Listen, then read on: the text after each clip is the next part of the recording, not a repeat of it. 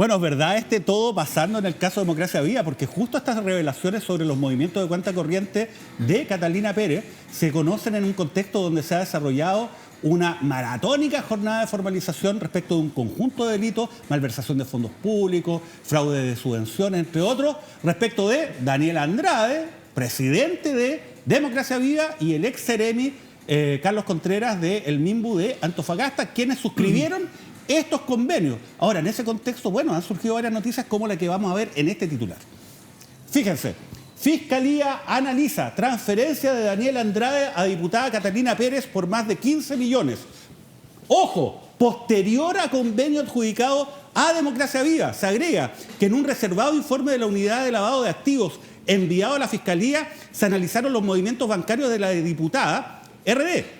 Se concluye además que en cuanto al origen de los fondos se advierte que ellos provienen principalmente de miembros del partido político de la reportada, esto es, la diputada Pérez, para aportes de campañas y además asesorías. Bueno, eso es lo que estamos viendo. Una de las explicaciones que se dio tiene que ver con uno de los movimientos más llamativos, ¿no? Se trata de un vale vista por 15 millones de pesos, el cual fue precisamente depositado en la cuenta personal de Catalina Pérez después de que se suscribieron los convenios entre el Serviu de Antofagasta y además Democracia Viva. Ahora, bueno, nosotros ya vimos, ¿no?, de que Catalina Pérez dice, mire, ¿sabe qué? En rigor es verdad, yo lo deposité en ese momento, pero yo lo había tomado mucho antes, ¿no? Y que ella lo habría tomado. Y de hecho la diputada Pérez nos mandó el documento, fíjese. Acá lo vamos a ver, este es el vale vista. Fíjense, esto es bien interesante porque dice el nombre del titular, ¿no?, del tomador. El nombre del tomador, o sea, es la persona que llega, entrega los 15 millones de pesos al banco y se queda con este documento que es equivalente a dinero en efectivo, ¿no?, por estos 15 millones, que es precisamente Catalina Pérez. Y fíjense, ¿quién es el beneficiario? O sea, la persona en cuyo favor este vale vista, que es, insisto, dinero al contado en la práctica, fue tomado, bueno, fue básicamente también Catalina Pérez. O sea, es verdad, ¿no?, lo que aparece respecto de que ella misma tomó, ¿no?, vale vista en nombre propio y después lo depositó. El tema sigue siendo la pregunta de dónde salieron los 15 millones de pesos, ¿no? Y además también la pregunta va más allá. ¿Qué es lo que ocurre fuera de este vale vista con estos traspasos de militantes de RD respecto de la cuenta corriente de Catalina Pérez? ¿Cuáles son las impresiones que tienes, diputado Mesa, respecto de esta materia? Va a sonar como a cliché, pero a mí no me sorprende. Recordarán ustedes hace algunos años atrás el caso de este monto que hacían los diputados de RD para financiar sus campañas, liderados por el entonces diputado Giorgio Jackson. Las famosas donaciones, salía el diputado Jackson en televisión diciendo yo no dono la mitad de mi sueldo. Sí, en realidad se la donaba al partido para financiar sus propias campañas, o sea, se la donaba a sí mismo, se cambiaba la plata de bolsillo. Entonces, creo que por ahí puede haber una explicación de estos movimientos de plata entre militantes de RD también. Y es por eso que es tan grave lo que está pasando y que se tiene que aclarar, porque entonces surge la duda. Yo, como digo, no tengo la certeza, no manejo los antecedentes profundos del caso, pero surge la duda. Entonces esta plata se usaba para financiar campañas, para financiar actividad política. O sea, no creo que los que se fueron por dentro con esta plata lo hayan hecho para comprarse un yate, irse de vacaciones a las islas griegas, lo dudo. Pero sí para generar, por así decirlo, impacto a nivel político. Hoy día en la mañana también leía en el Clinic, recordaban ellos una declaración del mismo Andrade muchos años atrás, antes, cuando funda Democracia Viva, y dice, la idea de esto es que personas ligadas al partido, militantes, puedan llegar a los cargos de decisión política y puedan ojalá cambiar los criterios de asignación de recursos. Tenemos que ser más ambiciosos, lo dice. Ya, pero para eso necesitaban plata, supongo, ¿no? ¿Y qué es lo que pasa finalmente con los convenios de Revolución Democrática?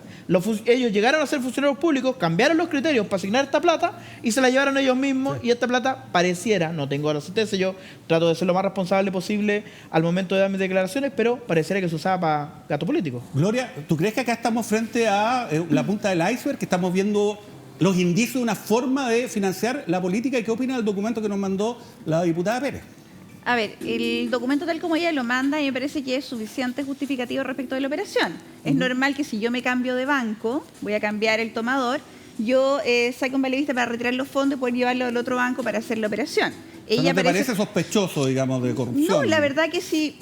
Cuando uno invierte fondos y se cambia de banco es una forma que puede ser. No veo que en eso haya un inconveniente. Otra cosa muy diferente es lo segundo que tú has planteado, que es el tema de que existirían depósitos respecto de militantes del partido por montos muy altos que aparecen depositados en su cuenta. Habría que ver si son operaciones únicas, existe una para sustentar lo que establece el diputado en su alegación ahí, de que esto sería reiterativo, como para que uno pudiese decir que existe un mecanismo. Yo la verdad que con la información que se ha traspasado hasta ahora, creo que no hay elementos suficientes para sostener aquello. Es raro, efectivamente lo es, digamos, no es normal. Uno por lo general, ¿de dónde recibe los ingresos en su cuenta? Si uno trabaja, lo recibe de su empleador, si uno trabaja, lo recibe de sus clientes, en el caso de uno que es abogado, qué sé yo, o si no, si tiene un negocio, lo recibe de su empresa, de los lugares que hace. No lo recibe de los amigos a uno no le dan plata, ni tampoco los militantes de partido. Entonces, es raro. Es una situación que es digna de investigar y evidentemente constituye una operación que se ve como sospechosa y que evidentemente levanta una alerta. Yo creo que la diputada, en vez de esperar que la llamen, lo más sano y lo más correcto es que ella misma concurra a declarar. Diputado Palma, ¿qué opina de todos estos antecedentes? ¿Qué es lo que observa respecto a esto? ¿Hay una forma de financiamiento ilegal de la política? Primero que nada, Mauricio, como defecto profesional, uno lo primero que observa es el lenguaje corporal de las personas, ¿no? Yo veo a Catalina, la veo desde hace tiempo que la veo un poco ensimismada, la veo complicada por lo que está viviendo, pero yo la escuchaba y me da la impresión de que está intentando ser transparente en lo que está diciendo. Quiero confiar en lo que ella dice. Además, a mí me cuesta creer que con 15 palos una persona vaya a financiar su vida. No, son más o menos 2 sueldos y medio de un parlamentario hoy día, ¿ya? El viático son... O sea, sueldo líquido. Sí, claro, acuérdense que claro, la renta es alta. 40% de impuestos a la renta. Solamente el viático a veces se recibe casi $1 millón de pesos mensuales. Entonces, no son cantidades tan exorbitantes, yo creo que no es concluyente. Y a mí me cuesta estar haciendo juicios de valor en una cosa que en realidad hay que dejarle en manos de la justicia. Yo confío en que la justicia llegue hasta las últimas consecuencias, incluso por la propia Catalina Pérez y la gente, porque es complicado salpicar a todo el mundo. Yo creo que al gobierno, yo lo dije el otro día en este mismo programa, le ha hecho un flaco favor este caso y otros, ¿no es cierto? Y yo creo que no va a ser posible recuperar las confianzas en el mundo político en general, porque la verdad es que salimos todos salpicados, sin que este y otros casos sean debidamente esclarecidos. Sí, ¿qué es lo que dijo una cosa, a mí me gustaría ver esta ponderación de parte del diputado Palma en sus discursos en el Congreso cuando habla de la derecha, porque cuando habla de la derecha agarra la metralleta, dispara para todos los que estamos al frente, no hace ninguna distinción. A mí, yo celebro este nivel de ponderación, pero me gustaría que fuéramos ecuánimes. Oiga, bueno, eso involucra, diputado Mesa, que tienen que venir más seguido a debatir acá. Es verdad, eso es lo que dice el diputado Mesa, diputado Palma. ¿Usted es demasiado incendiario en sus declaraciones en el hemiciclo? Primero quiero decir que puede que yo sea vehemente, pero no violento. Yo soy bien cauto en eso. O sea, yo creo que la vehemencia, que es como la energía con que uno plantea las cosas. Pero es que hay temas, el negacionismo a mí, créame que me exalta los ánimos y a cualquiera. Yo creo que acá, no sé, temas como los indultos, por ejemplo, que son temas tan relevantes en los últimos tiempos, y hay sectores como el del sector del diputado Mesa que quieren indultar, que piensan a veces que hay que indultar a criminales de lesa humanidad que están en Punta Peuco. Sí, pero ojo, que hay varios indultos que están en cuestionamiento. Más ratito vamos a ver. Creo que fue el peor de los ejemplos que puede haber. Como que no fue bueno hablar de los indultos como ejemplo. ¿Qué violentos. dijo Raúl Soto, diputado del PPD, respecto de esta materia? Escuchémoslo. El caiga quien caiga incluye a todos, también a la diputada Catalina Pérez. Acá nadie está por sobre la ley y no hay que dar ninguna señal de impunidad. Si la investigación, que es la encargada de determinar las responsabilidades criminales, señala que tiene algún grado de involucramiento, lo que corresponde para que enfrente la justicia como cualquier chileno y chilena es que se solicite su desafuero. Oye, duran las palabras del diputado Raúl Soto, ¿ah? ¿Qué opinas de esto, diputado Rubén Oyarzún? Yo lo vengo diciendo ya hace rato. O sea, la justicia tiene que actuar, tiene que llamar a Catalina Pérez. Si la justicia no la llama, Catalina tiene que ir a dar su testimonio, porque ella lo sabe desde un principio, ella sabe todo lo que está pasando.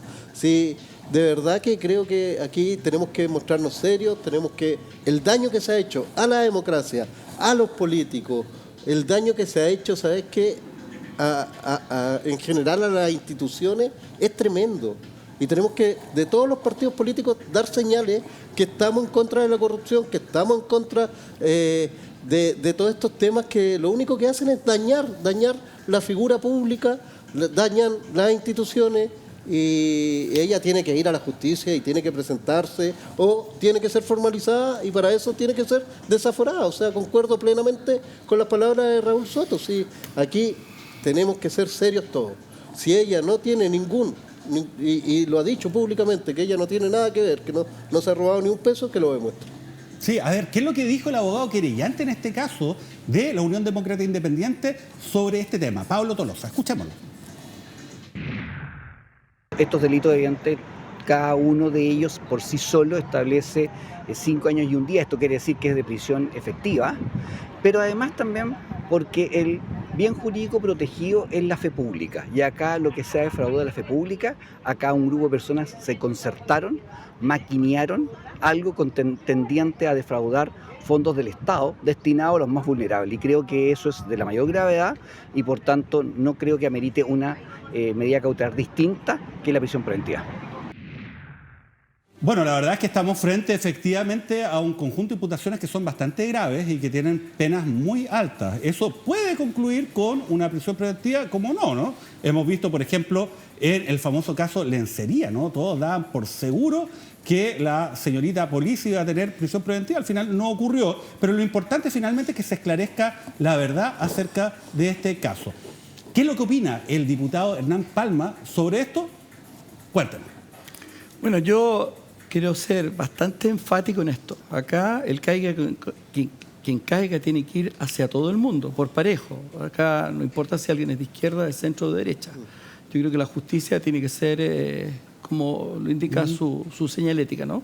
Tiene que ser por parejo.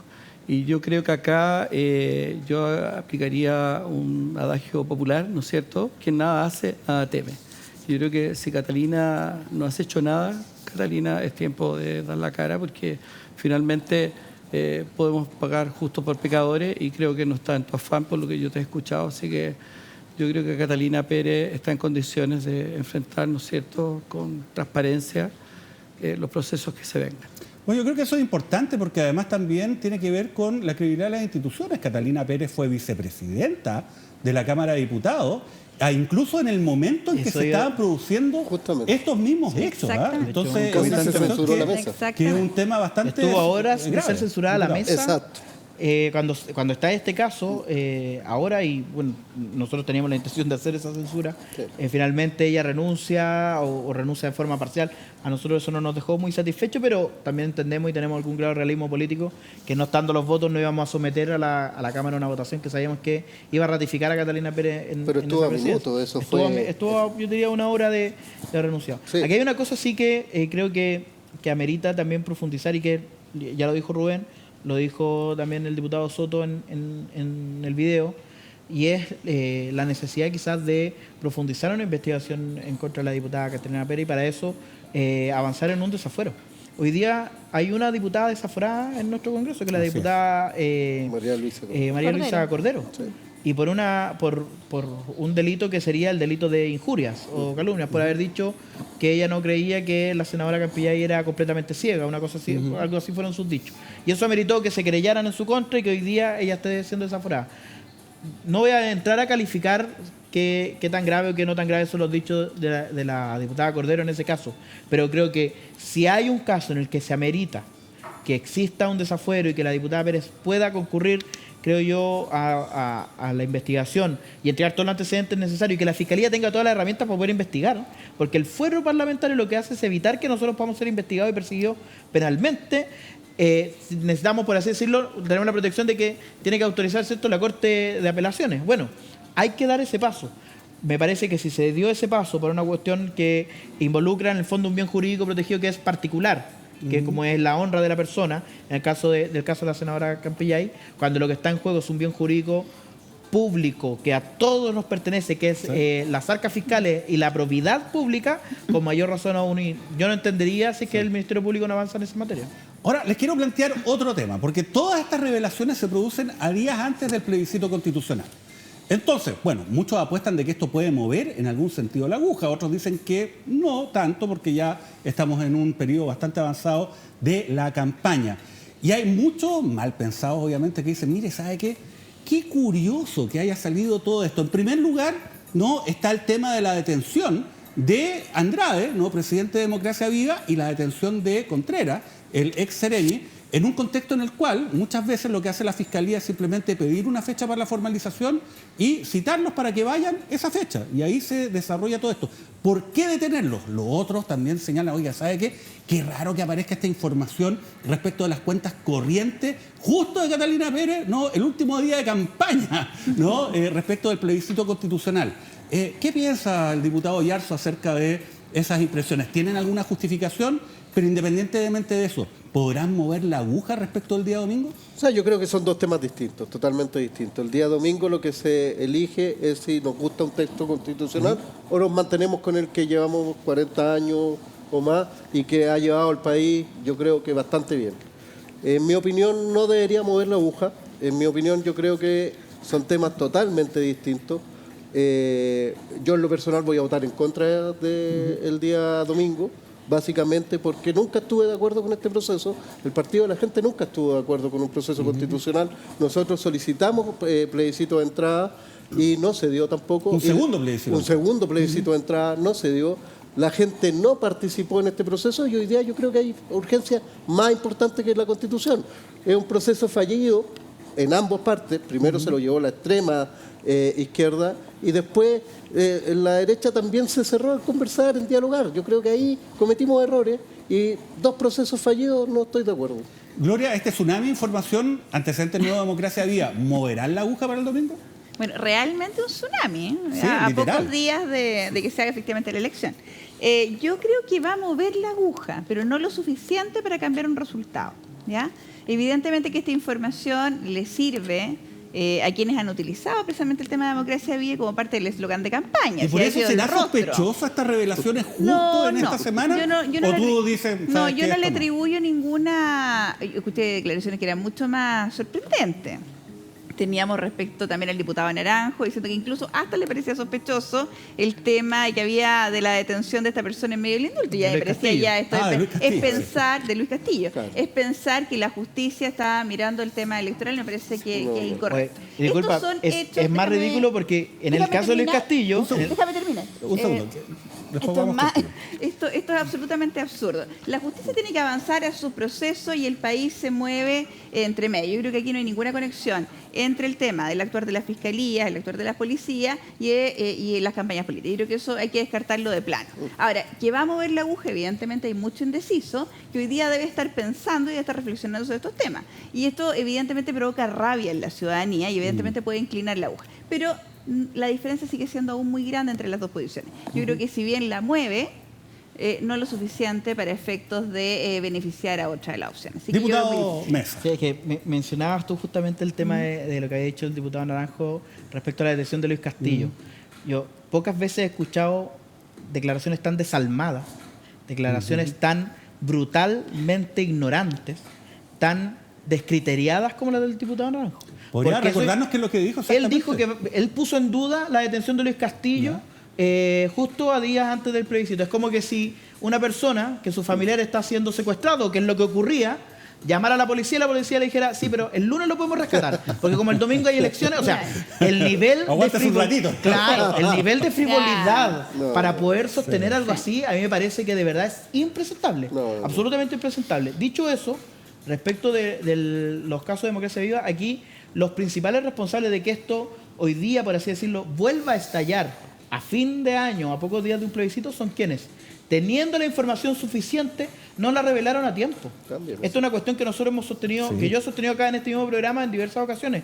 El principal problema de Revolución Democrática, de su directiva y de los involucrados en este caso, es que todo ha ido saliendo a gotita, a goteo, de a poco, acostado. Estirar el chicle, Se ha estirar estirado el el chicle lo más Pero- posible. pero Y ¿qué yo hacen dentro, las investigaciones? y yo tengo, el punto es que La gente que sabía. entonces Sí, sí. alguien me va a decir es culpa del Ministerio Público que se haya demorado, no será culpa de los delincuentes que esconden la información. Hoy día mismo salía información tanto en el medio ex ante como en Radio Bio Bio que personas vinculadas a Democracia Viva sostienen o han declarado que el mismo Daniel Andrade les habría pedido borrar información que lo podría involucrar en estos casos. Y lo mismo revela ex ante en una conversación del grupo de WhatsApp de la Directiva de Revolución Democrática, donde evalúan cómo acomodar esto para que no estalle y no le haga daño al partido. Ahora... Entonces, solo para terminar, Rubén, aquí los principales responsables de que esto le estalle en la cara a un gobierno y le estalle en la cara a un partido político en particular a 3 o 4 días de una elección son los delincuentes que han tratado de ocultar información. Y por eso es que el Ministerio Público no les avisa que los va a formalizar. Por eso es que los detiene. Porque no confía en ellos. O sea, Diputado Palma, un segundo. creo ¿Qué es lo que que- opina usted? ¿Hay algún movimiento, acomodo político en todo esto o lo descarta? Bueno, la aguja tiene que ver con la orientación y yo quiero creer que el pueblo chileno está configurado por gente que se informa, que no se deja manipular.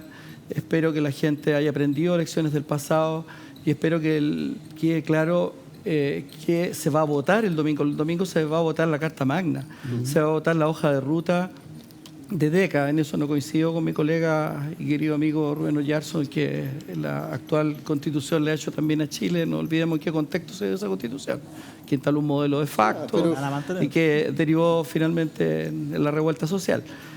Yo desde el principio, ustedes bien saben, con una pequeña performance, con pocos recursos, manifesté que estaba en contra no solo del resultado que hoy día se va a plebiscitar, sino que el proceso espurio, viciado, que se llamó Acuerdo por Chile, sin Chile, no se tomó en consideración a la gente, no hubo cabildo, no hubo asambleas, no hubo nada.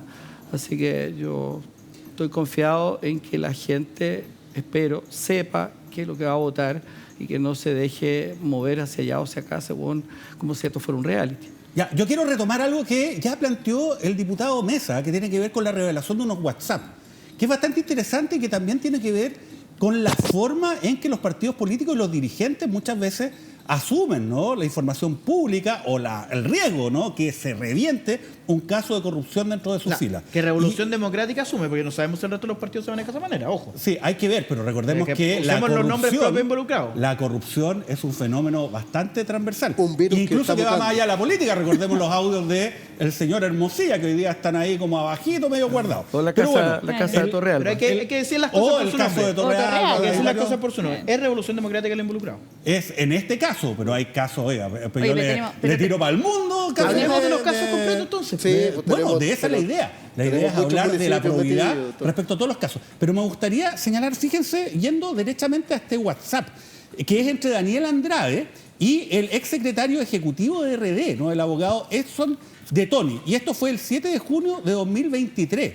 Y fíjense, se están comunicando respecto de esto. Y lo que dice Daniel Andrade en estos WhatsApp, dice, bueno, está más de decir que tiene que haber un silencio total. No vaya a ser que la huevada, cito directo, se filtre por nuestro lado. Y si quieres hablar o dar consejo, estaría súper agradecido. Eso es lo que le dice al abogado Edson de Toni, que era además abogado. Y lo más singular es que él presentó una querella a nombre del partido respecto al caso de Democracia Viva unos días después de que esto estalló. Y era exsecretario ejecutivo de RD, como les había señalado. Fíjense, ¿qué es lo que responde de Toni? Soñé anoche con esto. Por nuestro lado no se va a filtrar nada. Pero que va a salir, va a salir. Y hay 4 aspectos que tenemos que trabajar en explicación. Con Camila, no sé quién es Camila, estamos preparando una fecha para armar un relato en base a ello. Y fíjense uno de los puntos, no voy a leer los 4 puntos, pero uno de los puntos es, 3 dice, ¿por qué no se han efectuado denuncias si ya estaban en conocimiento de estas materias? Oiga, esto es el día 7 de junio. Y mira lo que responde el señor Andrade. Respecto del punto 3 dice, no le tomamos el peso con la Cata. En algún momento lo conversamos en la cama antes de dormir, por decirlo así. Ese fue nuestro gran error. Me siento fatal. Fíjense, o sea, esto también va un poco en contra del discurso inicial. Decir, oiga, no teníamos idea, nosotros vamos a ser absolutamente transparentes. Estos WhatsApp ya están revelando un poco esa dinámica previa que ya sabían y estaban preparando la bajada de diputado Yarzo. O sea, Este es el sálvense quien pueda, si esto es así. No es el caiga quien caiga, el No, sálvense sálvense quien pueda. Es el contraste, ¿no? Claro, es el contraste. Pues sí, uy, aquí va a caer, mira, ya se vieron pillados, están desesperados. Ese fue el 7 de junio. Eso es claro. Eso echa por tierra Crispi. Sí, hecho el rumor. 7 de junio de Ese debe ser 2023. el rumor, po.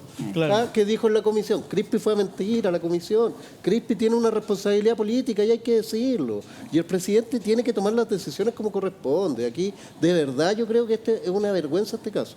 Es una vergüenza porque enloda la democracia. Hay corrupción. La plata no llega donde más debería llegar, que son los asentamientos precarios. Y de verdad es una burla a la gente. Gloria, ¿cómo se entiende estas revelaciones con la primera reacción incluso del presidente de la República, ¿no? Porque efectivamente él acuñó esa idea respecto del caso de Democracia Viva, caiga quien caiga. Exacto. Vamos a aportar todos los antecedentes, pero de repente cuando tenían que llamar al jefe del segundo piso, su principal asesor, no va. Después no contestan los oficios del MIMBU, ¿no? Desde el MIMBU que les manda la fiscalía e incluso le echaron la culpa, ¿se acuerdan? Un funcionario. El ministro Monte dijo, ¿dónde está el funcionario? Nadie sabía dónde estaba. Nadie sabía dónde estaba el oficio porque nunca lo contestaron. ¿Cómo se puede enfrentar esta situación frente a este nivel, según muchos, de contradicción? Bueno, el presidente dijo caiga quien caiga, pero no dijo cuándo. Bueno, así es que un ahí detalle, ¿no? es un Hay que detalle, decirlo. no dijo cuándo. Ahora, acá hay un tema súper simple, o sea, o parece simple o parece que no se entiende, que es una regla básica de la política y del gobierno. Que cuando tú tienes que la defensa de una persona o de un conjunto de personas implica o tiene un costo tan alto como la paralización de tu programa o el control de tu propia agenda, la verdad que no es tanto lo que tienes que pensar. En realidad hace mucho rato que quienes hoy día están en el ojo del huracán debiesen haber salido, debiesen haber liberado al presidente de esta carga enorme. ¿Por qué razón? Porque ¿cuánto tiempo llevamos? Estamos desde más o menos que empieza junio, ¿ya?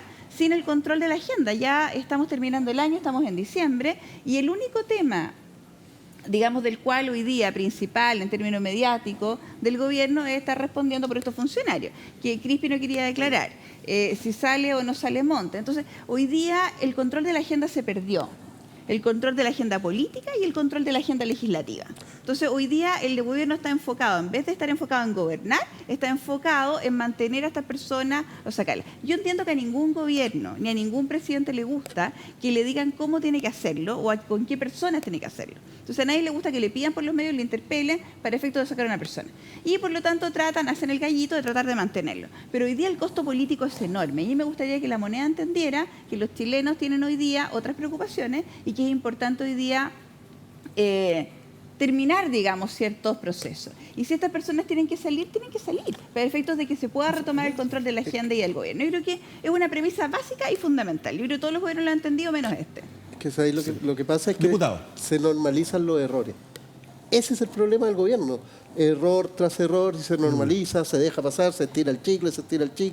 De verdad que... Y esto no es solamente de este gobierno, o sea, acordemos Michelle Bachelet con el hijo, también la misma historia, Peñailillo. Entonces, estamos normalizando todos los errores y no estamos tomando las decisiones que corresponden, o no están tomando en realidad, porque yo no tengo que tomar ninguna decisión, no están tomando las decisiones como corresponde y les cuesta. O sea, acordémonos del subsecretario de redes asistenciales, ¿cuánto se demoró en sacarlo el presidente? También estiró el chicle, le cuesta tomar decisiones importantes al presidente, sobre todo cuando están metidos los amigos, los pitutos.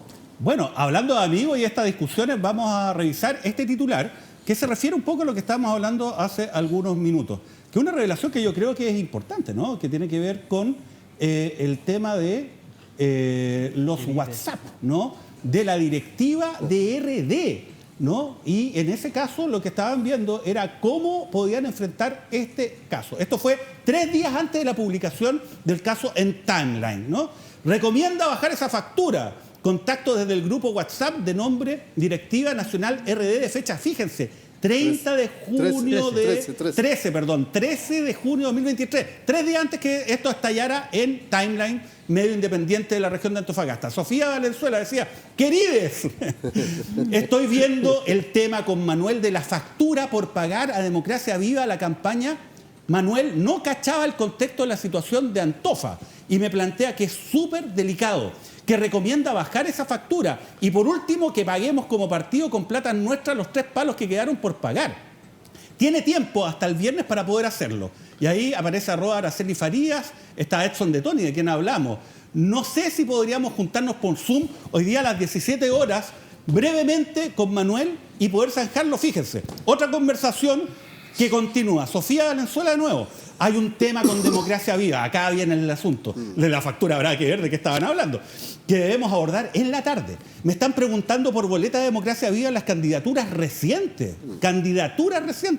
Entiendo que no tenemos candidaturas, pero está el tema de la factura. Manuel recomienda que en el contexto actual no paguemos nomás, pero son temas que deberíamos hablar con ellos porque si no lo cuadramos nos va a reventar igual.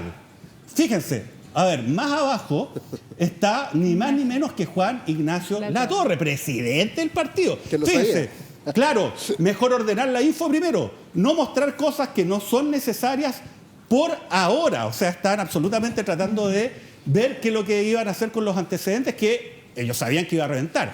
A mí me preocupa, dice Lorena Cisternas, que la decisión de contratar a Democracia Viva fue del equipo de campaña. Y Tomás Flores también está vinculado a la fundación. Esa decisión no pasó por la directiva nacional. Oiga, ¿y desde cuándo tiene que pasar por la directiva nacional de un partido político si es que se contrata a una fundación o no para un programa público por parte de una repartición del Estado? Diputado Palma, ¿qué es lo que opina de esto? Bueno, esto me hace pensar en estas películas de acción con las granadas de mano, ¿no? Que se tiran las granadas de mano y a cualquiera le puede estallar. Caliente. Entonces, ¿perdón? La papa caliente. Es como un fierro caliente. Sí, claro. Yo creo que hay suficientes elementos sobre la mesa, ¿no es cierto?, para que acá de una vez por todas se le ponga el cascabel al gato. Yo creo que hay tiempos para frenar y hay tiempos para acelerar. Y este es un tiempo para pasar los cambios. Porque si no pasamos los cambios, en realidad el programa no se va a poder, se va a ir dilatando en el tiempo. ¿Y cómo se concretaría esa pasada de cambio? Para apurar un poco, ¿no? O sea, yo creo que las personas que tienen que pagar costos políticos los tienen que pagar lo antes posible. ¿Y qué significa pagar costos políticos, diputado? Que aquellas personas que de alguna manera están involucradas y que ya es de público conocimiento, tienen que salir del gobierno, ¿ya? Y yo creo que tienen que salir los que tienen que salir, porque de repente se les trata de inculpar. Por ejemplo, a mí me cuesta creer que el ministro Montes esté involucrado en esto, ¿no? Yo creo que el ministro Montes ha tenido una carrera intachable y, bueno, se le estaba tratando de pasar la cuenta a él. Pero yo creo que hay otros mandos intermedios y hay otros actores acá que se están sobreprotegiendo y creo que es tiempo ya de ponerle cascabel al gato. Diputado Mesa, ¿qué le parecen estos WhatsApp de la directiva de RD? Bueno, dejan en evidencia que nos mintieron durante todo este tiempo respecto a que no sabían nada, que se enteraron casi que por la prensa. O sea, es claro que sabían, conocían la profundidad de esta información y conocían que esto iba a explotar y que les iba a reventar en la cara. Lo sabían perfectamente. Entonces, cuando nos enteramos que en eso nos mintieron, uno empieza a preguntarse, bueno, ¿en qué más nos mintieron? Pues a mí todos estos casos me recuerdan un debate de segunda vuelta en donde los candidatos Kast y Boric se hacían preguntas uno a otro. José Antonio le preguntó a Boric, ¿cuánto más que no sabemos de ti, Gabriel, nos iremos enterando con el tiempo y tú tendrás que dar explicaciones? Lo mismo ahora se le puede hacer a Revolución Democrática. ¿Cuánto más nos iremos enterando del caso de los convenios en Revolución Democrática y el gobierno que no contaron a tiempo y que tendrán que después dar explicaciones? Dentro de todo ese marco es que surge también la necesidad de hacer efectiva la responsabilidad al ministro Montes, porque él dice que no tenía ninguna información, pero ya Carlos Contreras dice que el gobierno lo sabía, que el segundo piso lo sabía y que la ex subsecretaria lo sabía. Y la misma ex subsecretaria declara ante la justicia, o sea, declara ante la PDI, no es que lo dijo en una entrevista, es parte de su defensa, una cuestión que ella tendrá que demostrar, que el ministro Montes sabía a cabalidad de lo que estaba pasando. Entonces, también el ministro Montes entonces nos estaba mintiendo. Nos mintió a todos nosotros, le mintió a todo el país. ¿A quién más le mintió? Entonces, hay que hacer efectiva la responsabilidad política, por supuesto. Y esa responsabilidad política, el principal responsable político, es el ministro del ramo, es el ministro de la materia, porque aquí pueden ocurrir dos cosas. Que efectivamente, aquí se estaba bailando la cueca en pelota en el ministerio, y el ministro no sabía nada, por lo cual entonces es un incompetente y no debería estar a cargo de ese ministerio, O por el contrario, sí sabía y no tomó las determinaciones que correspondían. Porque hoy día también se reveló una última información respecto a la investigación que está siguiendo el Ministerio Público. ¿Ya? La información que se sabe es que el Ministerio Público está pidiendo a la Moneda que le aclare cuando el presidente de la República y el ministro Montes se enteraron de este caso de corrupción. Porque si se enteraron en determinadas fechas y no denunciaron a tiempo, ellos estarían incurriendo en un delito, que es el delito del 175 del Código Procesal Penal, la omisión de denuncia. Claro. Bueno. Entonces, aquí ya no estamos hablando de responsabilidades políticas. Sobre el ministro Montes, si es que esa línea investigativa avanza, que es una hebra que recién está tirando el Ministerio Público, podrían recaer responsabilidades penales. Entonces, yo no creo que sea el momento de minimizar esto. En una cosa sí estoy de acuerdo con el diputado Palma. Hay que pasar los cambios, hay que acelerar a 200 por hora, ojalá, y descubrir esto lo antes posible. Y el ministro Montes tiene que dar la cara en el Congreso. Y si el presidente no le va a exigir la renuncia, nosotros lo vamos a obligar a dar la cara con una acusación constitucional la próxima semana. Gloria, ¿qué opinas de la situación del ministro Montes y sobre todo los WhatsApp de la directiva de RD, que son bastante llamativos? No, los WhatsApp son impresentables. Sí. Absolutamente impresentables. Aquí queda claro que los que dijeron que no sabían perfectamente lo que estaba ocurriendo. Yo creo que es muy triste para la democracia, la verdad, que el conocimiento que ha tenido de esta información. Ahora yo creo que cada cosa en su lugar, ¿ya? Es la justicia la que tiene que determinar si hay o no responsabilidades penales. Ahora, el Ministerio Público pidió separar las investigaciones, tiene una lista propia con el tema de la responsabilidad que le cabe a los funcionarios públicos en esta materia. Así que yo creo que por ahí va bien encaminada la cosa. Yo creo que los tribunales han actuado de manera bastante competente y bastante ágil. Tenemos a esta fecha en los distintos casos, si mal no recuerdo, un promedio de 13 imputados hasta la fecha, más o menos. Entonces yo creo que se ha avanzado rápido. Sí creo que hay muchos actores políticos que deben colaborar. Yo creo que, insisto, que la diputada no debe esperar a que haya un proceso especial, digamos, para que se le tome la declaración. Lo que ella tiene que hacer es renunciar al fuero e ir a declarar. Yo creo que eso es muy importante para efecto de acelerar la investigación.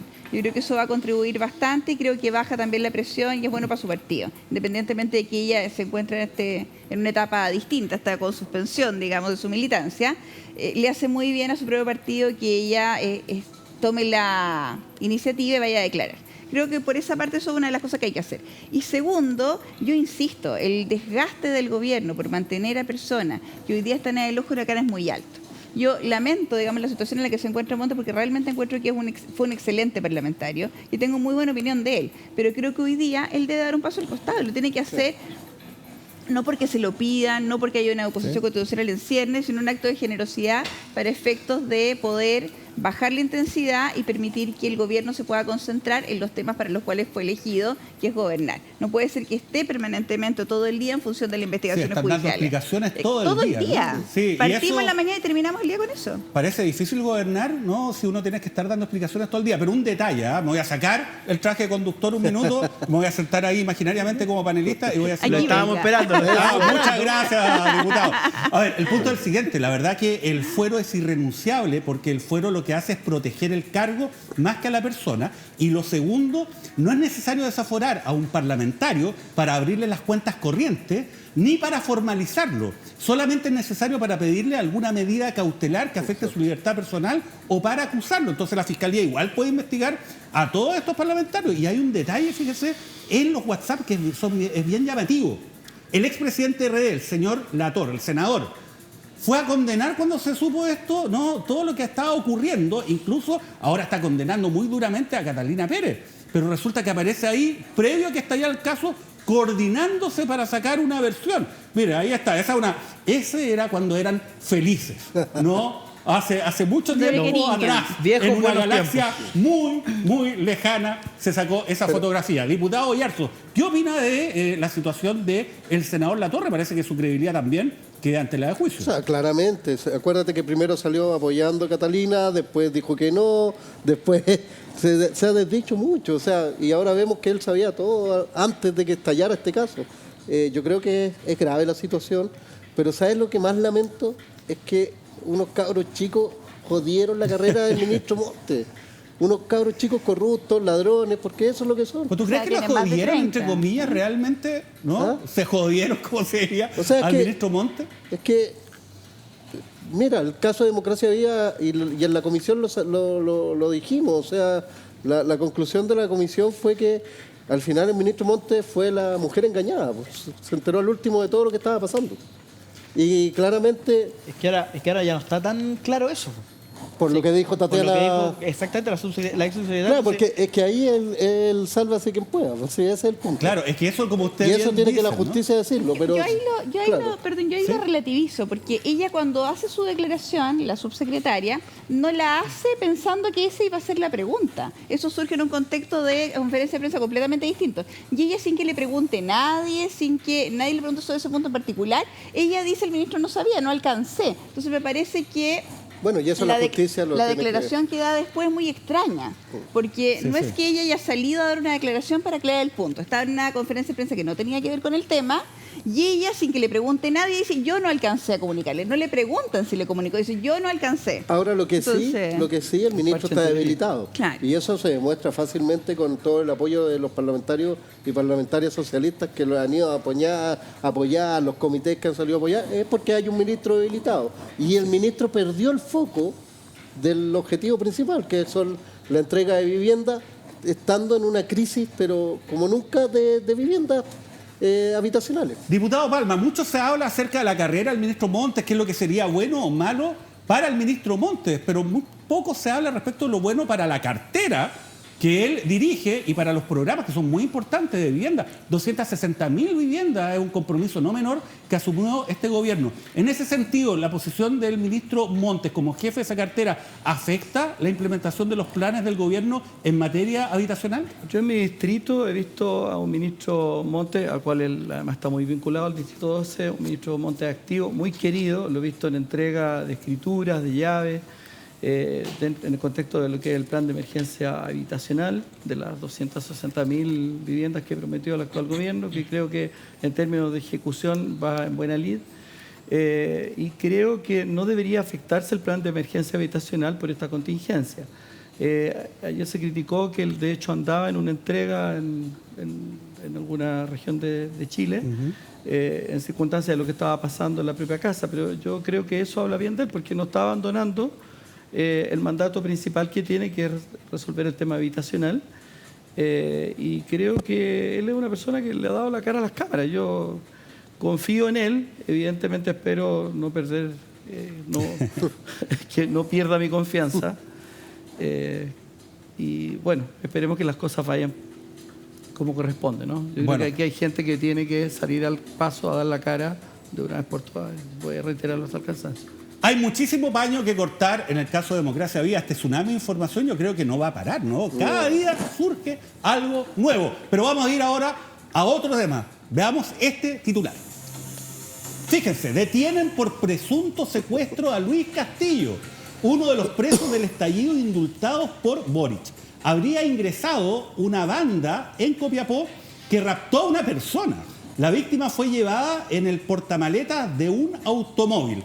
Es en ese contexto precisamente donde Luis Castillo es detenido, ¿no? Y va a tener que enfrentar a la justicia. Hay que señalar que esta es una hipótesis, porque de hecho lo que sostiene el Ministerio Público es que la investigación es reservada. Sin embargo, el subsecretario Monsalve señaló, mire, ¿sabe qué? Tenemos información preliminar que efectivamente es Luis Castillo, e incluso el gobierno anunció una querella respecto de este punto. ¿Quién es Luis Castillo? En diciembre del año 2022 fue indultado luego de ser condenado a 4 años de presidio menor en su grado máximo por los delitos de desórdenes y robo en lugar no habitado en noviembre de 2019 en Copiapó, ¿no?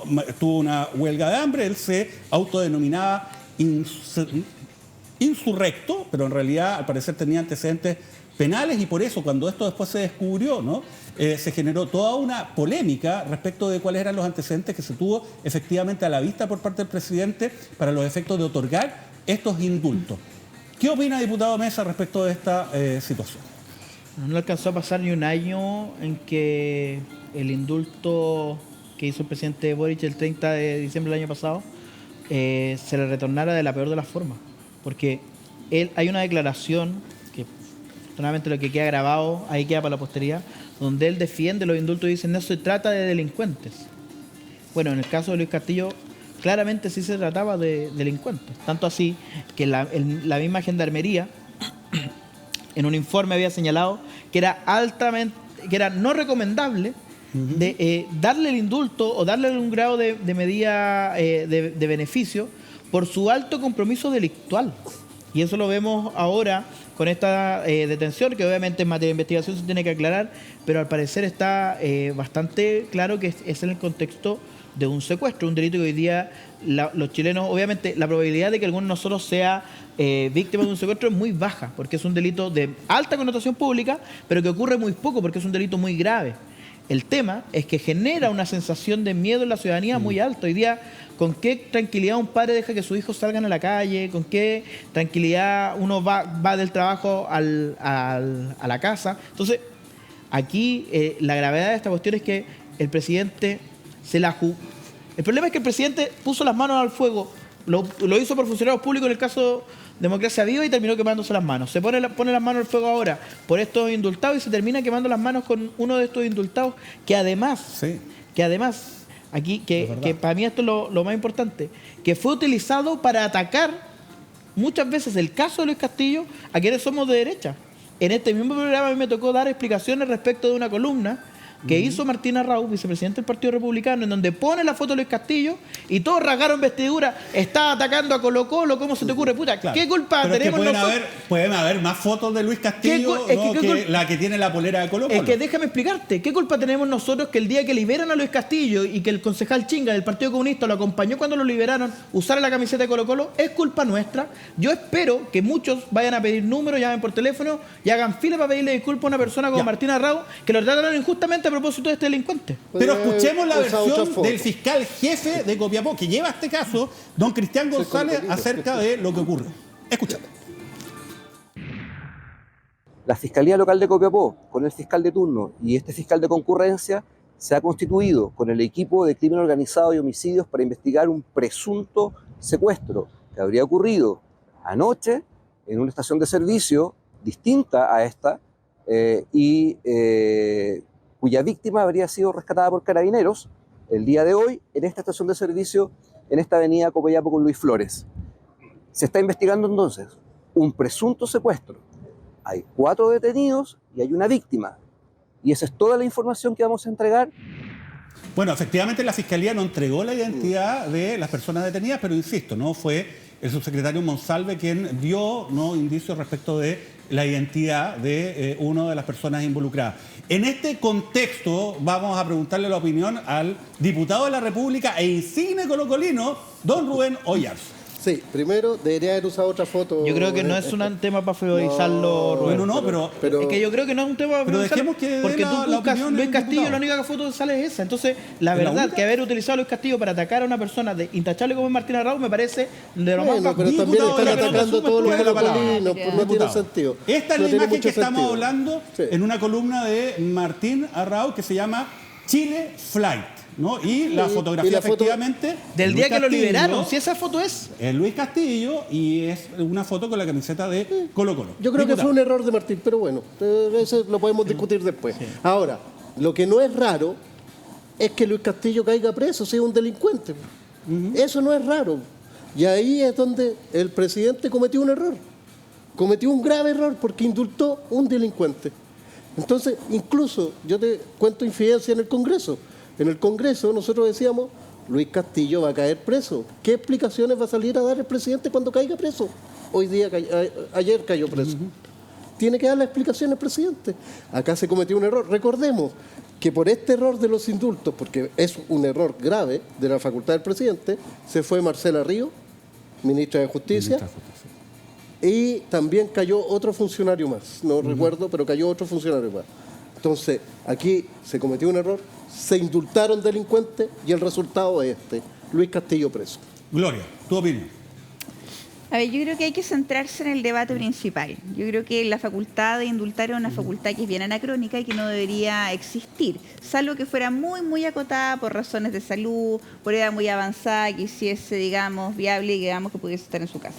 Cualquier otra razón me parece que está fuera de lugar. Y aquí lo que hay que hacer es avanzar en los tribunales de ejecución de pena, que puedan analizar efectivamente si la persona cumple o no con requisitos que sean válidos para el efecto. Yo quiero decir que desde el retorno de la democracia se han indultado aproximadamente más de 1.600 personas. El periodo más grande, obviamente, fue con Patricio Elwin, que fueron 938, si no me equivoco, y los demás gobiernos han ido bajando. El primer gobierno de Bachelet fueron aproximadamente 60 y tantos, el segundo de Bachelet ya estábamos en 14, Piñera no recuerdo bien si fueron 10 o 14 más o menos aproximadamente, pero la cifra ha ido bajando, lo que demuestra que no debe ser una medida general, sino que algo excepcionalísimo. Y yo creo que si queremos avanzar en democracia y que efectivamente esto no sea materia de una discusión política, sino que una decisión razonada en justicia, lo que corresponde es que tengamos tribunal de ejecución. Qué pena si vean si alguna persona puede o no acceder a un beneficio, incluido el indulto. Digamos, no solamente, digamos, si beneficio, libertad vigilada, qué sé yo, o cambio de las medidas de reclusión, sino que sea completo. Si va a haber indulto, también debiese quedar sometido a los tribunales de ejecución de pena. Revisemos qué dijo el subsecretario Monsalve precisamente de este caso. Fíjense, Monsalve y querella contra indultado Luis Castillo. Siempre existe el riesgo de que haya reincidencia. Bueno, es básicamente la explicación, ¿no? El diputado Yarzo se preguntaba qué es lo que van a decir. Bueno, esto es lo que están diciendo ahora que hubo reincidencia. Ahora, diputado Palma, ¿qué opina respecto no solamente de este caso, sino en general de la facultad que tienen los presidentes de la República para hacer estos indultos particulares por sí, ante sí, finalmente, ¿no? ¿Y cuál es el costo político que debe pagar un presidente eventualmente, si tuviera alguno, en este tipo de casos? Esta es una facultad que efectivamente tienen los presidentes de la República y que tiene justamente este riesgo y estos posibles costos. Tal como se menciona ahí, como menciona el subsecretario Monsalve, tengo entendido, a lo mejor Gloria nos puede ayudar, que hay uno de cada 4 personas indultadas reincide. Eso es lo que yo tengo entendido. Así que efectivamente es un riesgo potencial. Respecto al caso en particular de Luis Castillo, yo quiero ser bien enfático. O sea, aquí creo que lo menos que puede hacer el gobierno es entablar una querella. Porque creo que la gravosidad del delito, del presunto delito, evidentemente hay que esperar, ¿no es cierto?, que la situación se aclare, que se levante el secreto y todo aquello. Yo creo que amerita la máxima de las sanciones, ¿no? Y eso va a ser, creo, una señal muy potente para la sociedad en general. Ojo con, Gloria, sin el afán de menoscabar tu criterio, con esto del indulto a personas que por su avanzada edad podrían merecerlo, porque hay sectores políticos que quieren liberar a personas que están en Punta Peuco. Es que no estaba pensando en ella. No, pero por eso hago la aclaración. Sí, no estaba pensando en ello. Para que no se vaya a interpretar en ese sentido, por eso te hacía la aclaración. Gloria, puedes aclarar si quieres el punto. Sí, lo que pasa es que evidentemente que se trata de delitos de lesa humanidad, no aplica ningún criterio, pues es un peligro evidente para la sociedad. Pero no me refiero precisamente a ello, pero evidentemente si una persona no es un delito de lesa humanidad, se encuentra, digamos, afectada por su edad, porque tiene una enfermedad grave, terminal, me parece que es un tema que se puede dar. Sin duda. Pero yo creo que de la manera que se está haciendo hoy, esta persona no calificada de ninguna manera. Si efectivamente está involucrada en un secuestro, ¿quién le responde a ese ciudadano que fue metido en la maleta de un vehículo? ¿Quién le dice a él, hoy nos equivocamos? Si ese es el tema de fondo. Como sociedad el costo es muy alto. Sí, a ver, diputado Mesa, se conoció sobre este indulto. Después se cuestionó los antecedentes, porque era una persona que efectivamente estaba involucrado en otros hechos delictuales. Desde el 2005 que tenía lo que podríamos denominar como una carrera delictual. Claro, o sea, no era simplemente un luchador social como en algún determinado momento se le pretendió vender. Él mismo se presentó así. Ya, pero una vez constatado el error, ¿qué es lo que hizo finalmente el Ejecutivo? Removió, como se señaló acá, a la ministra de Justicia, ¿no? Porque ella es la que debió de alguna manera filtrar, ¿no?, estos antecedentes, tenía la responsabilidad política. Ahora se conoce estos hechos y lo que hace el subsecretario Monsalve es decir, ¿sabe qué? Nos vamos a querellar en un contexto donde no se puede dejar sin efecto ese indulto. Entonces, ¿qué más podría hacer el gobierno para enfrentar este caso? ¿Lo que ha hecho el subsecretario Monsalve va en la dirección correcta? Mire, me recuerda toda esta relación que tú haces me recuerda a una jefa que yo tuve en mis inicios como procurador trabajando en el mundo de la litigación en Viña del Mar. Voy a decir el nombre de pila nomás, no sé si alguna vez me da permiso a contar esta historia, la Begoña. Me decía, no te pido que lo hagas excelente, no te pido que lo hagas bien, ni siquiera te pido que lo hagas más o menos, solo te pido que no la embarres. Es lo único que te pido, me decía, si tú simplemente no la embarras, vayas a hacer un gran trabajo. Lo mismo le pedimos al gobierno. Yo no le pido al gobierno que lo haga espectacular, que lo haga increíble. Solo pido que no la embarren. Pero el problema es que día por medio se mandan una embarrada. Y estoy usando la palabra embarrada y yo estoy seguro que los que nos están viendo ahora saben que en realidad quiero usar otra. es otra la palabra que corresponde. Entonces, aquí, primero, se tienen que hacer efectivas las responsabilidades políticas. Respecto de la ministra de Justicia de esa época, que ¿cierto? La remueven, avanza una acusación constitucional. Nosotros en esa acusación constitucional llegamos a la convicción que ella no era la responsable, porque al final el que tiene el poder de indultar es el presidente de la República. Él es el presidente de la República, es el responsable de estos indultos. Y el presidente de la República, y esto yo lo quiero recordar, cualquiera lo puede buscar, un tuit del propio José Antonio Kast en enero de este año, cuando decía que Luis Castillo, lo decía con nombre y apellido, va a volver a delinquir. Y el responsable y el cómplice, de alguna manera, al menos pasivo de esos delitos, va a ser el presidente de la República. Entonces, yo lo que espero, más allá de las querellas, porque me parece ridículo querellarse contra un delincuente que tú mismo indultaste. Me parece que es el colmo del surrealismo. Lo que yo espero es que sea el presidente de la República y no otra persona, quien de manera personal vaya y se disculpe y le pida perdón a ese ciudadano que fue secuestrado por esta banda. Porque esa es la persona que hoy día lo está pasando el peor de los mundos. Yo no me quiero imaginar si algún día me llaman y me dicen que mi hermano, que mi hija está siendo secuestrada. No me quiero imaginar el terror, o sea, la debacle que puede significar eso. Bueno, el presidente de la República, por su irresponsabilidad, sometió al menos a un chileno de forma directa a que le ocurriera. ¿Qué es lo que opina el senador Manuel José Osandón respecto a esta materia? Escuchémoslo ahora. Si se comprueba que el indultado Luis Castillo está involucrado en un secuestro, el presidente Boric debe pedirle disculpas a todo Chile, porque nos dijo que no había indultado delincuentes y que además lo había hecho después de un profundo proceso de reflexión. Esto es muy grave, porque claramente Castillo no es un luchador social, sino un delincuente. Bueno, efectivamente, eso fue lo que se le cuestionó, ¿no?, al presidente de la República y al gobierno, la revisión de estos antecedentes. ¿Qué opina Rubén? O sea, recordemos que se cayó una mesa de seguridad al respecto por los indultos y hoy día tenemos un problema grave de seguridad y que la agenda legislativa no avanza en el buen camino y tampoco el gobierno le ha dado urgencia a los proyectos de seguridad. Entonces, aquí hay error tras error y insisto con el tema, normalizamos los errores. Y eso no puede pasar. Y eso no puede pasar porque pasa estas cosas. Nosotros sabíamos que Luis Castillo iba a caer de nuevo, porque es un delincuente. Es un delincuente y efectivamente pasó. Entonces, error tras error, error tras error. ¿Y qué pasa? Se normaliza, se quiere echar la basura bajo la alfombra. Y eso no funciona, amigo mío. Eso no funciona. Y ese es el error que está cometiendo el gobierno hoy en día. Por ende, yo creo que aquí, de verdad, el presidente tiene que pedir las disculpas correspondientes porque indultó a un delincuente que secuestró a una persona. En Chile los secuestros no son habituales, pero ahora cada vez se están normalizando más. Anoche en Santiago Centro, colombianos estaban secuestrando a una persona en un auto y salió en todo Chile.